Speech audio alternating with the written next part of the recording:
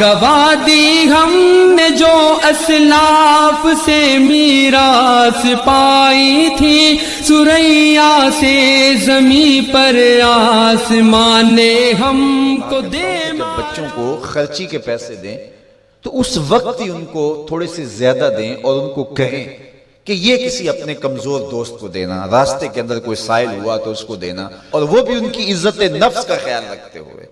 ये जो नमाइश का जज्बा पैदा हो गया और ये जो सेल्फी का जमाना है, और इसने तो रही सही कसर ही निकाल दी।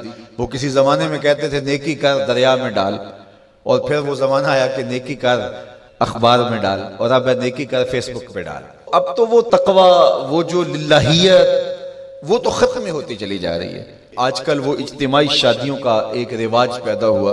एक दफा मजबूर होकर मुझे कहीं जाना भी पड़ा, तो वो मेरा पहला और आखिरी मौका था।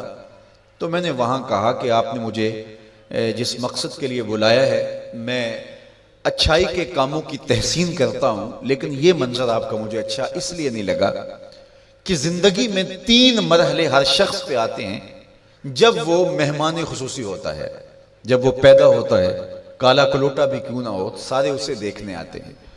जब वो उरूसी का जोड़ा पहनता है, चाहे मर्द है चाहे औरत, तो उस वक्त भी सारे लोगों की निगाह का मरकज होता है। और तीसरा, जब सफेद कफन ओढ़ के आखिरी मंजिल की तरफ चलता है, तो सारा शहर कहता है चलो उसका मुंह दिखाएं। बल्कि उसका ये प्रोटोकॉल है कि इमाम काबा भी हो तो वो पीछे खड़ा होगा, इसके जनाजे को आगे रखा जाएगा। ये इसका एजाज है, ये इसकी तकरीम है। वक्त का गौस भी हो तो वो भी पीछे खड़ा होगा, इसका जनाजा आगे रखा जाएगा, ये इसका एजाज है। तो मैंने कहा ये 3 मौके होते हैं किसी कमजोर से कमजोर, गरीब से गरीब, आजिज से आजिज शख्स के लिए भी इज्जत के। और आज आपने इनसे ये मौका भी छीन लिया कि स्टेज के ऊपर मुखय्यद हजरात बैठे हैं और एक कतार में बेटियां बैठी और एक कतार में जो है वो दुल्हे बैठे हैं, और इन सब के रिश्तेदार सामने बाराती 20-20, 40-40 लोग आए हुए हैं। तो इन सब की गुर्बत का हम अमलन मजाक उड़ा रहे हैं। आज यहां मैं किसी के चेहरे के ऊपर खुशी नहीं देख रहा। अगर मुस्कुराहट है तो वो मसनूई मुस्कुराहट है। काश के इनके माँ बाप के घरों में जा करके तन्हाई के अंदर उनकी मदद करते और ये बेटियां अपने घर से निकलती और माजरा होता। अब इनकी गुर्बत का गवाह आपने कितने लोगों को बनाया, और सिर्फ अपने इश्तिहार के लिए। तो ये मिजाज पैदा करें, इज्जत नफ्स ना किसी की मजरू होने दे। सबसे कीमती शय इंसान की इज्जत होती है। कभी आपने देखा हो बारिश पड़ी हो और कीचड़ हो और कोई बंदा फिसल के गिर जाए, तो वो बाद में देखता है कि मुझे चोट आई है कि नहीं, पहले ये देखता मुझे किसी ने देखा तो नहीं।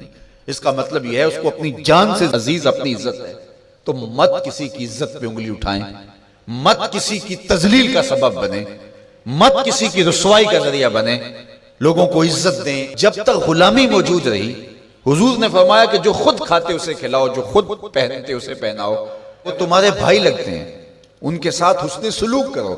जबकि वो आका का जूता बगैर इज़्न के छू लेते थे तो आका इस पर भी कोड़े मारता था। लेकिन मेरे हुजूर अलैहिस्सलाम मेराज से वापस पलटते और कहा, बिलाल तू कौन सा नेक अमल करता है, मैंने जन्नत में तेरे कदमों की आहट सुनी है। क्या ख्याल है, ऐसे एक जुमले ने दौरे गुलामी की सारी थकन उतारनी दी होगी और गुलाम फर्श उठ के फराज़ अर्श पे नहीं पहुंच गया होगा। ये इज्जत दी है। अल्लामा इकबाल अलैहि रहमा ने वो जो अबू जहल का काबे के पर्दे को पकड़ के ज़ारो के तार रोना है और हुजूर के खिलाफ रब से शिकायत करना है, वो लिखा है।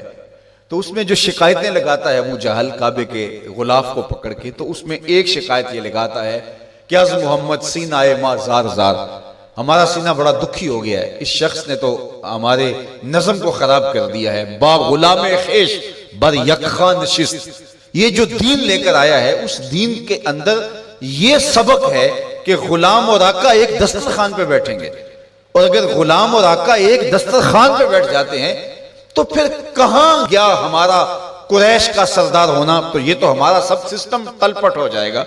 लेकिन मेरे हुजूर ये दीन लेकर आए थे, इंसान की बुनियादी इज्जत को बहाल करना था। और हज्जतुल विदा के मौके पर हुजूर ने पांव तले जिस तरह किसी चीज को रौंदा जाता है, इस तरह कुचलते हुए फरमाया, आज के बाद मैं तफाखुर खत्म करता हूं, किसी अरबी को अजमी पर, किसी अजमी को अरबी पर कोई फख्र नहीं होगा, कोई फजीलत नहीं होगी, ना काले को गोरे पर और ना गोरे को काले पर। फजीलत का मायार क्या है? इन्ना अक्रमकुम इंदल्लाहि अतकाकुम, जो मुत्तकी होगा अल्लाह के नजदीक वही इज्जत वाला होगा।